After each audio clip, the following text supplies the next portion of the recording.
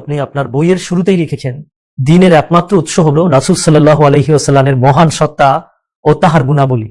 কিন্তু প্রশ্ন হলো, আপনি দ্বীনের উৎস হিসেবে রাসূল সাল্লাল্লাহু আলাইহি ওয়াসাল্লামকে নির্ধারণ করেছেন, অথচ রাসূল সাল্লাল্লাহু আলাইহি ওয়াসাল্লাম ওহীর মাধ্যমে দ্বীন বর্ণনা করেন। তাহলে তো দ্বীনের উৎস আল্লাহর ওহী হওয়া উচিত ছিল। যেভাবে কোরআনে আমাদের সম্বোধন করা হয়েছে, ঠিক তেমনি ভাবে রাসূল সাল্লাল্লাহু আলাইহি ওয়াসাল্লামকেও কোরআনে সম্বোধন করা হয়েছে। তাহলে উৎসের জায়গায় আপনি রাসূল সাল্লাল্লাহু আলাইহি ওয়াসাল্লামকে দাঁড় করিয়ে দিলেন কেন? উৎস তো ওহী হওয়া উচিত ছিল। আপনি যখন দিন সম্পর্কে কোনো বই লিখবেন, তখন আপনার মূল জিজ্ঞাসা কি হবে? আপনার জিজ্ঞাসা হবে মানবজাতি বা আমি নিজে দিন কোথা থেকে পাবো। এখন মানুষের ওপর যদি সরাসরি ওহী আসতো, তাহলে আমি সেটাই লিখতাম।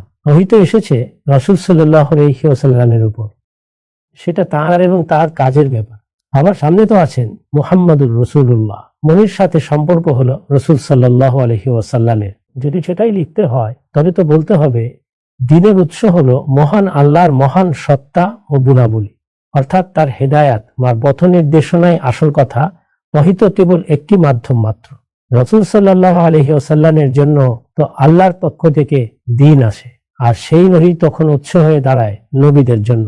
রাসূল সাল্লাল্লাহু আলাইহি ওয়াসাল্লাম এভাবেই ওহী লাভ করেছেন।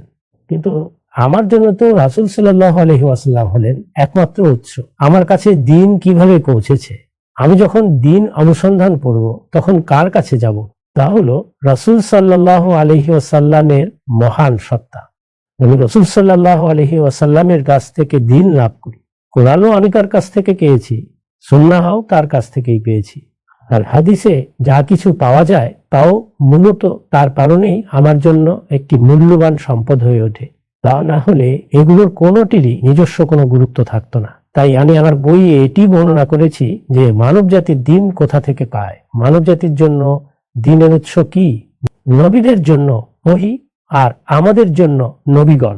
বুঝতে পেরেছি। রাসূল সাল্লাল্লাহু আলাইহি ওয়াসাল্লাম আমাদের যে দ্বীন দিয়েছেন তা কোরআন ও সুন্নাহর রূপেই রয়েছে। আপনি তো এটাই বলছেন যে দ্বীনের উৎস হলো কোরআন ও সুন্নাহ, কিন্তু এই কোরআন ও সুন্নাহ আমরা কোথা থেকে পাচ্ছি? তা পাচ্ছি রাসূল সাল্লাল্লাহু আলাইহি ওয়াসাল্লামের মহান সত্তা থেকে। হ্যাঁ, দ্বীনের উৎস রাসূল সাল্লাল্লাহু আলাইহি ওয়াসাল্লাম। কোরআন ও সুন্নাহ তো আমরা যে দ্বীন পেয়েছি তার বিষয়বস্তু মাত্র। এখন আমাকে এগুলোই করতে হবে, এগুলোই দেখতে হবে। কিন্তু এগুলো আমরা পেলাম কোথা থেকে? এগুলো রাসূল সাল্লাল্লাহু আলাইহি ওয়াসাল্লামের কাছ থেকে এসেছে। তার মহান সত্তা ও তার গুণাবলী থেকে দ্বীন এসেছে বলেই তো এটি দ্বীন হিসেবে তৈরি হয়েছে। কোরআনকেও আমি কোরআন হিসেবে গ্রহণ করেছি কেবল কার কারণেই? সুন্নাহ তো তিনিই আমাদেরকে দিয়েছেন।